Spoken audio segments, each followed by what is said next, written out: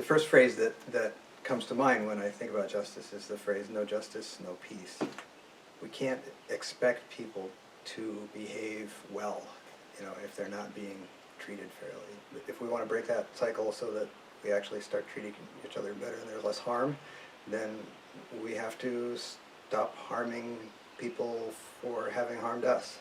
Where restorative justice fits into what I just said about justice is the premise that we aim for healing rather than retributive harm.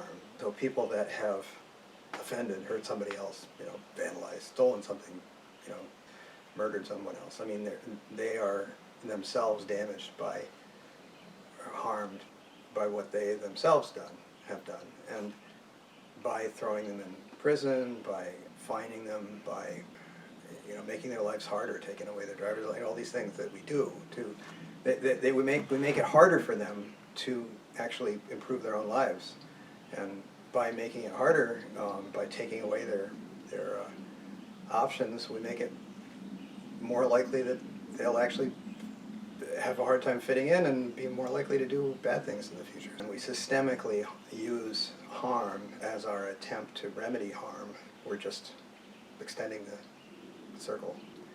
But if we instead use healing, inclusion, support as our means for addressing harm, then we can interrupt that negative cycle and start to build a community where we are actually helpful to each other overall. We know that we're just a little slice of anybody's life. We're not going to be the fulcrum that changes a bad situation to a good situation all at once, because people are complex and have their histories.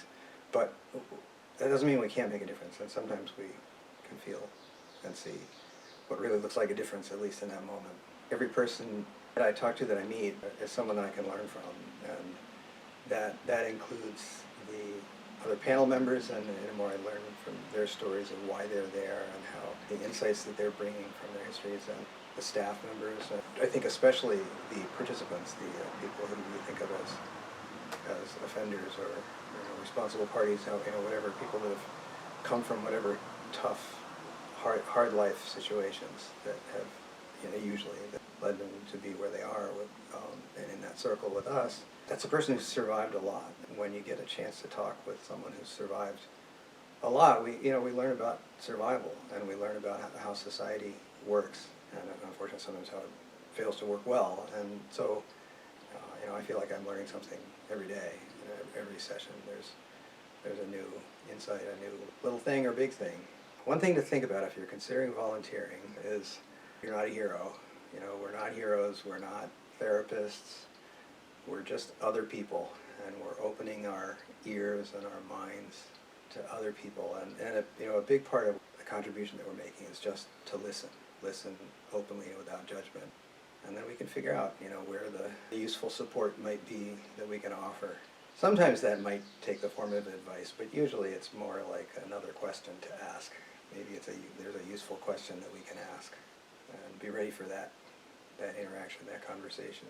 What I would hope people would start to learn about restorative justice is that it is the most important thing going on that you don't know about, because it's happening, in little buildings and small rooms.